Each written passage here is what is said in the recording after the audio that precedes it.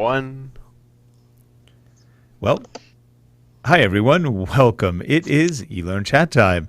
I'm Rick Zanotti, and I'm joined today by my good friend, Leslie Price. She is coming to us from just outside London, and she's with show the website, learnappeal.com. Here we go.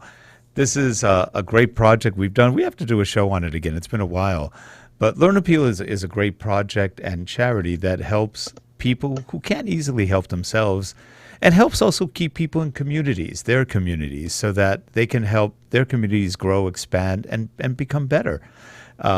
Really a wonderful thing. It eventually will be a worldwide thing. Right now, it's in several countries in Africa. I think they're doing some work also in the UK, and they'll be hitting other countries soon. So it's a good project. And Leslie is the chief cook and bottle washer for that project. She does a lot of work with it. She retired to work even twice as hard, right? Yeah, just a bit. Just a bit. And joining us also on the video switcher and mixer, we've got Harold Muliati. And we've got a great guest today, a silly kind of person sometimes. But then again, she created SillyMonkey. And we'll introduce her in a moment. Here we go.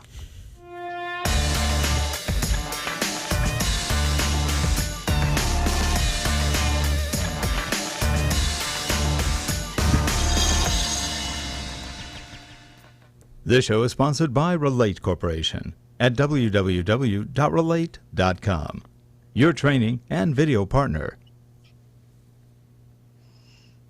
And we are back. Deborah, how are you? It's only been a week since we've seen you. I know. It's you can fun come to be anytime. back. It's always good to have you on. Thank you. So how have you been? Good. Really good. Yeah. You've survived your first trade show, your conference. Yes. We did Step Away in Florida, and we are calling it a great success. So we're just flying high from it. And we've already started planning for 2020, and so we're super excited about it. So, yeah. But today we're stepping away from Step Away, and we're going to talk about SillyMonkey. Right. I love the name of your company. It's fun. Thank you. What made you call yourself SillyMonkey? Okay. That's just what I was going to ask. That is just what I was going to ask. Yeah, and it's funny because I started SillyMonkey about 15 years ago. It's a little over 14 and a half years. So I was trying to come up with a name, and I knew my clients are corporate mostly. I do some nonprofit and some government and some other things, but I was like trying to come up with a name that could say games, that it's not your mama's training, but also I wanted to sound corporate, and everything I came up with was god awful. So I can't do it. And I came up with a name, and and a little logo, and it kind of looked like a monkey, and with my hair and curly hair, and I showed my daughter, and that name, she said I was going to name my company. She has about 1 million company ideas always, and she had an idea for a company at that time that was going to use that name. So I said, oh, okay, you can have it. I wasn't all that tied to it.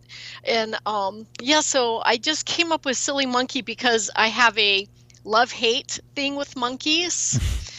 Because I adore them. I always wanted one when I was a kid. I saw in the back of a comic, magazine that I could buy a little monkey and keep him in my pocket. And but they are also frightening. And I was attacked by monkeys once in Thailand, and and they're mischievous and all sorts of things. But I just decided, what? People have a love-hate with training, so I just thought it worked, and it kind of said what I was trying to say as far as it's memorable, and that's what our products are. It's all about remembering what you learn. So I wanted to start with the name.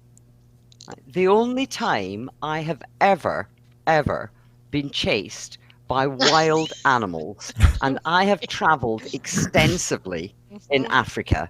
Okay, so I have been up close and personal, but the Right. only time ever I have been chased was by baboons. Right. Because my father, in his infinite wisdom at the time, saw baboons, and we were in Zimbabwe at the time, and my father saw baboons in the distance, and the baboons, he could also see that they had baby baboons.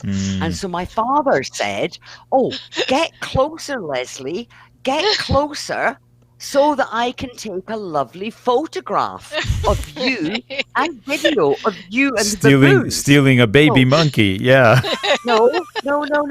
So I went slightly closer, and the next thing, we were at Victoria Falls, right on the edge of Victoria Falls, and these baboons started chasing after me, to the point where I'm thinking, oh my goodness, am I actually going to have to jump in the river to get away from them?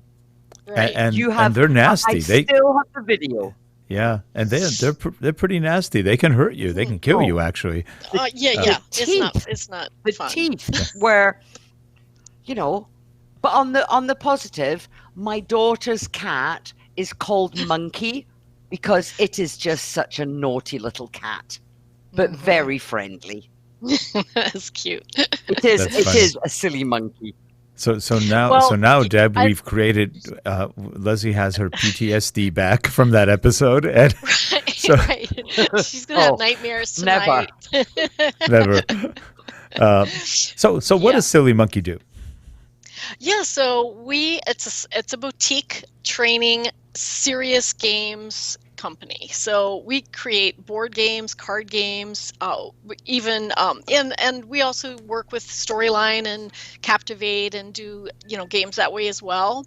And we'll do traditional training as well. But we also do some high-end 3D virtual world stuff when we partner with some really incredible engineers in Spain.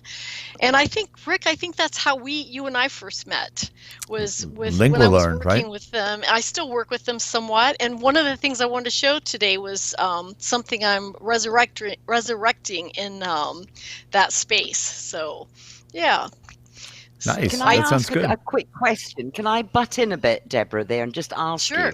Because there's an awful lot in learning technologies about gamification. So when you talk about serious games, can you just expand on that a bit for us so that people who are watching can Yeah. understand what you mean by serious games? Right. Yeah. And a lot of times I end up just calling them games, and I like to think of them just as games. But the distinction is that a game for entertainment, which is how sometimes people will differentiate, they'll say entertainment games, are just to play and have fun with no real learning goal in mind. So a serious game always has a learning goal in mind, so that's the difference. But for me, I also like to look at the games as entertainment games in a way that people would want to go back and play it again. So to make it that compelling, it has to be interesting and fun. Maybe doesn't always have to be fun. It could just be some other sort of compelling, mixture. Put in there. But yeah, that's basically the difference, is that there's no real learning goal. But the thing is, the reason I got into game-based learning in the first place was because way back at the beginning of my career, I was a newspaper reporter, and I was covering the county health, and I was also charged with writing feature stories. So I was out looking for a feature article, and I was in a game store to look for my feature article. And I saw the county health director's name and phone number on a bulletin board, and he was looking for people to play the Avalon Hill games with him. Yep. And I didn't know what an Avalon Hill game was. But I saw his name and number, and I got back to my office and said, you have some explaining to do, mister. I want to know why your name and phone number was on this bulletin board. And so he starts explaining to me that he plays these Avalon war games. They're strategy war games, really complex. And he was looking for people to play with them, that it's not like a game you can pull out and just ask your neighbor, hey, you want to play a game, because they're complicated. So, he showed me, so I do a story about it, and he showed me how to play, and I was fascinated. And then I did a big 2-page spread for the newspaper, and I was quite sure that he would find some players. And he didn't. Months and months go by. I call him every week to talk about county health, health reports and different things. And so one time I asked him months later, did you find anyone? And he said no. So I said, well, I will do it if, but I don't know if I'll be any good, because you have to do geometry in your head and all sorts of strategy movements. And anyway, I started playing these Avalon Hill games. It was the Iran-Iraq war games, or Israeli war games. I forget which one now, but they were. We played every Wednesday. I called it my salon, because we would have a glass of wine and play, and his wife was in the other room, practicing piano. It was just so heady. And my strategy was peace. I was all about peace, not war. And so my strategy was to hide behind bushes, and in the desert there aren't many. And my strategy wasn't working. So all of a sudden I started trying to figure out okay, I have some power, so I have to shoot this guy. And I started seeing my behavior change by playing these games, and I was learning about the territory and the terrain, and I was learning so many fascinating things that. And then one day he brought out a board game that he was designing and showed it to me, and that's when it clicked in my head, and I thought, I want to make games. I didn't know you could do that. And this was 1981. So it wasn't, like today you can come up with an idea and just do it. But back then it wasn't. You could come up with ideas, but you didn't even consider doing them, because there was so many complications in trying to get something off the ground. So that's why I started, when I kind of transitioned from newspaper reporting into technical training, I started adding game-based elements to my courses to try to help people with these complicated concepts. And so that was my start. Now it's interesting. I used to play Avalon. Yeah. I used to play Avalon Hill games when I was younger, and you needed about 6 years to finish a game. They were long. They just went on forever. But are they still around? Out of curiosity. I haven't checked in years. I think so. I don't know. Because I would find it hard, especially for the young kids today, to really want to play a game that's not on a computer that's long. Because you can get computer games that are similar. No. You don't think? No. Not true. We're giving you not the true. no. Deborah's They're going playing to board agree games. with me. Well, no, but what I'm saying is it's not the norm for the kids to play that kind of long. No. Yeah. No. No, you don't think so? Still, I know. My daughter, Natalie is a primary school teacher, and the children absolutely love board games. Nice. In the classroom, when they're doing activities, they still play board games. When my children come to visit, and my children now are in their 30s, the thing that they all say is, where's the game, Mum? Where's the game?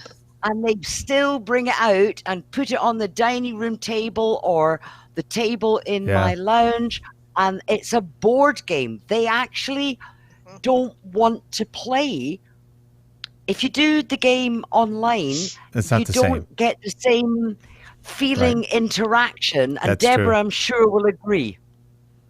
Yeah, they actually, all ages of younger people love board games, and That's they, good. in fact, there's like a resurrection of this. It's Yeah.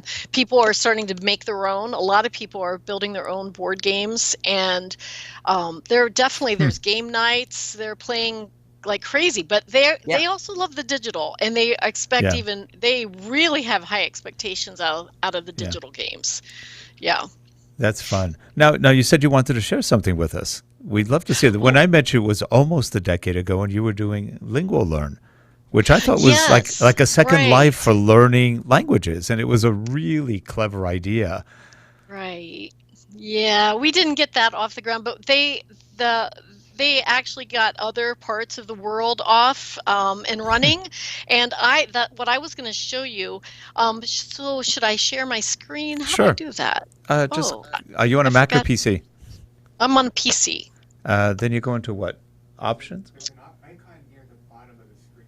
Let me turn on my mic. There should be an icon near the bottom of the screen towards the right that looks like two screens or perhaps like a book or something.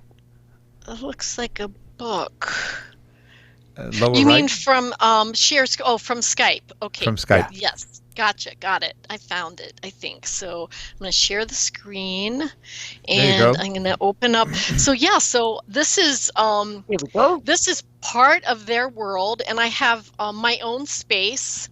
Are you seeing it? Oh Yes. my gosh, it's opening a million times though. It looks like Is it? it's doing something weird. Well, we'll see if it works. So yeah, I have all of these scenes, and I'm going to take you into the training room. There's all sorts of places you can go and have these activities. So I'm not going to sit automatically. Can you see my screen okay? Yes. Awesome. So I have gone into this space. It's a training room, and I could go up to Bionica, and she's a bot that I put there that I'm still kind of working on her, but you can walk up to her and ask her questions, and she'll answer, and you can, go back and forth a little bit with any questions you have. And then I have these kind of stands where you can go up after class or before. I could have people, I could have information set up there where they can go and access more information by just going up to these and clicking. But I'm right now, what I'm going to do is walk you down to the podium on the stage. So this is a world where people can congregate to take a class. Oh, wait, I'm not in the steps. I could have gone that way, but I'm going to go down the steps. Okay. Now, Deb, did they create the world, or is it like a subset of Second Life, or is this something totally different? Oh yeah, this is their world, and they have lots and lots and lots of scenes, and I helped kind of design some of them, and this is one space that they put in place for me. So I wanted to have a training space so that people then can sit on those bleacher seats, and they can listen to the facilitator, which is where I'm going to go to the podium in a second and stand. But what I'm going to show you is if I turn around, you can see that on the screen behind me is the PowerPoint that I can go through and talk to them about. So it is kind of like Second Life, except that you can do so much more. And there's it's just a web link, and it's a very easy download, and plus I know some of the things. Is Second Life still around? Yeah, but it's not what it used to be. Right. They did an update, and things Well, changed. no. It's more. I think Harold was telling me it's much more about sex now than anything else. So Oh, dear God. It's totally different. It's not what it was. Gotcha. Okay. Well, then in this one, you can chat with people. So you can click the little chat icon. You can see it in the lower left-hand corner. As a facilitator, when I'm next to a microphone, which you can see on my podium, when I'm next to that, the entire room can hear me speak. And I can set it up where if they raise their hand, and you can see they have these icons in the lower left corner that they can use to raise a hand. I can ask everyone, hey, has anyone played an Avalon Hill game? And they could raise their hand or put the hand, the thumbs up for yes or whatever. So they can communicate with me and I can see them and watch what they're saying. But as I speak to them through this microphone, I can click then on these icons on the podium and go through my slides and discuss. I can stop and talk about it. I can ask someone else to come up to the podium and speak. In fact, I can give them a microphone right where they're sitting so that they can ask a question that can be heard by everyone. Otherwise, when I have that turned off, it's called proximity sound, so that they can hear the person on their left or their right, and they can talk to each other in that little closed space, but the person in the row behind them or several rows behind them won't hear them. That's so cool. It's really nice in that how the sound is how the sound works on this in this tool. So this is one of the spaces, and there's others.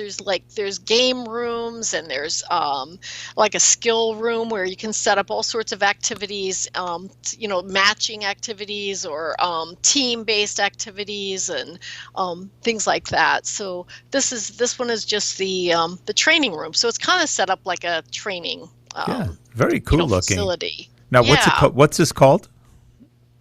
So this is part of the education district, which is the guys in Spain that I work with. They're a company called Virtway.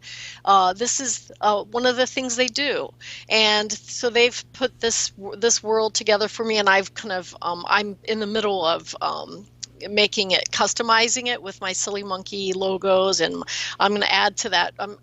Changing out that presentation. I'm going to put a new one in there, and I can run videos. So all sorts of things. So you can see, like here, there's the skills room. It's right now, all the rooms have white walls, but I can add things like maybe things on one wall that people would have to click and drag to the wall on the other side, and they can work in teams to try to answer whatever the question is. Find the things that are most, I don't know, whatever, you want to do with that type of activity. And then there's this meeting room. Let me go in there real quick. This is pretty cool. You can go into the meeting room, and it also has a podium, and it has a small conference table. So people can sit at one of these chairs, and I'm standing on it for now, and watch the presentation that could be presented by the presenter. So and it gives you a way to have kind of smaller conversations or run a video like I have going right now. Then you can go outside and huddle and have maybe smaller group discussions. You can use things like Post-it notes, where I can tell people to divide up in groups of 2 or 4 or whatever, and have them use Post-it notes to answer. They're all working on the same question, or maybe they're working on different questions, and they post their information as a team, and then we all get together and discuss it. And it's all sorts of incredible activities, and it's lovely. Their work is outstanding. So even the navigation, everything looks really smooth, and you're right, the graphics look nice. It's very nice. Yeah, you can pick your So avatar. where do you see the main uses of this then, Deborah, in terms of training, learning, and development? Where do you see the big potential that it could be used to help and there's so support many people? different things that you can do with it. So just for group meetings. So you want to have your WebEx meeting, but you want to share information a little more. I know you can break into breakout rooms in WebEx and things like that, but these are, just a little different way to communicate. But there's also these activities that you can set up, and that's where you can extend the learning. So it could be set up so that people just go on their own and finish their own activities, or they can go in groups together and finish up some activities. You could do all sorts of role playing and practice sessions for salespeople, or customer service, or whatever. So there's tons of potential. Then the team building, yeah. So it's just another way to do a lot of things that we are doing currently. But I think people are more likely to communicate behind an avatar than, I know for me, I used to be super shy. I'm still a little bit shy, but I know when I go into a chat space, I don't always feel like talking. But behind an avatar, it's easier. So there's different things like that. So this is something that I'm about to bring back. I'm going to change out some of these videos and have information running. One of the things we're talking about with Stepaway is doing some activities online as well. Mm-hmm. So it might be something that we could use for that too. There's lots and lots of spaces, though. If you go out into the bigger world, there's portals that you can get out into their space, which is, there's just, I don't even know how many rooms they have or scenes that they have nowadays, but there's just tons of them. It's endless. So Now, so that's one of the things I wanted to show you today. do we have a link to this that we could show in the show notes, or not yet? Oh, you know what? There's an update. I can get a link to you. Yes. Okay. Let's see. There is going to be an update on Monday. So We can go back and behoove people to wait till Monday to access it, but I will get that link to you. that'd be great. Get and then we'll go back and update the description when it comes out. Okay. That'll be fun. Great. Excellent. This is really nice. It's very well designed, nicely thought out. It's actually Thank pretty you. cool. Well, and this is something, let's see if I still have this up. I have here it is. So I'd gone back to school. I went to Michigan State for a little bit to study some game design.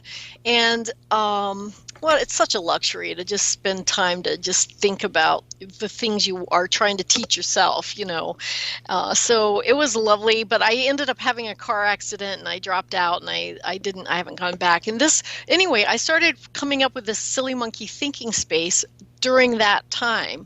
And I think it was like 5 years ago.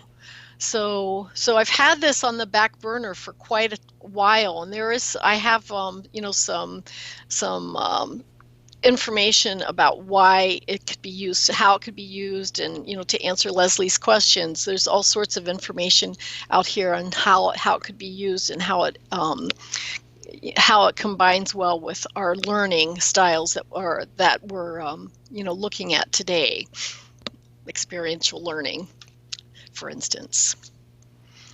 So yeah, Very cool. I'll give you a link to this as well. I think it's important that people can actually understand. It's all, it's great when people demo things and people go, oh yeah, that's good, that's great. But then they think to themselves, oh, where does that fit in? How could I use it? So it tends to be, I'm afraid it's one of the questions that I do ask people, Deborah, about where they think it fits in. Because sometimes, unless you get these little hints and tips from people, it might be something you hadn't considered. Right, that's true. So, and I think, as I start populating it with information and things that I will have things designed to do in there, I think it'll be easier to answer. For people, it's not only do they ask that question, even when they ask, they don't quite hear you, I think. So I think demoing it with it actually being used in some real learning, events, I think will be useful. Yeah. Oh, totally agree. Agree. Because the trouble is, you don't know what you know until you don't know it, or you don't know what you don't know until you do know it. Right. That's true. Well, Deb, So that was a lot of fun, and we are pretty much at the end of our time. And as soon as we get that link from you, we'll put it in the show notes. And if Okay. you're watching, please do take a look at this stuff. It's really fun, Yeah. and Looks Deb is really top notch. interesting. I think you'll love the work that Deb does. And it's, by the way, I don't think I said your Deb Thomas. Sorry, I don't think I said Deborah your last Thomas, name. yeah. Deborah Thomas and Deb, Silly Debbie, Monkey. Debbie, Debs, Debo, whatever you want to call me. silly you. No, and go visit. Is it www.sillymonkey.com? SillyMonkeyInternational.com. SillyMonkeyInternational.com. Ooh. Right. This is an international monkey we're dealing with. Oh, yeah. Uh, Yeah, well, it's the our only way. high-end stuff, we work with Spain. I've been to Ukraine with them and other places doing some safety training. My board games have been used all around the world. So, yep, we're a small boutique, but we are international. You are Maybe a you smart. need to come to Learning Technologies sometime. Oh, that sounds cool. It's a fun show. Now, Nice. Deb, you're a very smart person, and you're a very personable person too, which is nice. So definitely do take a look at her site and what they're doing. I think you got a lot of potential with this. It just looks like a lot of fun and useful. Thank you. We love it. And it doesn't take as long as Avalon Hill games. Oh my gosh! No. I remember those No, days. when I Right. design The other one- design the other board one that I games for played corporate, that took forever I was do design Bricks. them so they can be played over time, but you can end one game generally in an hour to 2 hours, Which is with great. and then a debrief. But I do design them so they can be played again and again. So, yeah. Sounds good. Well, anyway, for all you people watching, take a look at Deb's site and enjoy what you find there. And if people want to get a hold of you, do they do it through the website? So they can email me, SillyMonkey at mindspring.com. SillyMonkey at mindspring.com. Got it. Right. Right, Connect great. with me Well, on well, LinkedIn. I love to connect. cool. I got to make sure I'm connected to you. I'm not sure if I am. I think we are, but Oh. I'll go check. We have to check that out. Okay. Yep. I found out the other day I've got like 500 or 600 people. I go, I'm connected to that many people. I didn't even know. I was like, wow, I don't think I know that many Crazy. people. Anyway, please definitely do check it out. And if you're watching the show, subscribe, give us feedback, and let us know what you think. And so you got two sites to check today. You got Learn Appeal and you've got Silly Monkey International. So definitely go do that and have some fun with it. Deb, really appreciate you coming on again and sharing with us. And what is that one? That's silly. And then we will see you next time on eLearnChat. Thank you. Thank you for Very having much. me. I Thanks appreciate very it. much. Nice seeing our you pleasure. again. Thanks for Chat to coming. you again. Thank Bye-bye, you. everyone. Thanks. Bye-bye, Bye. everyone.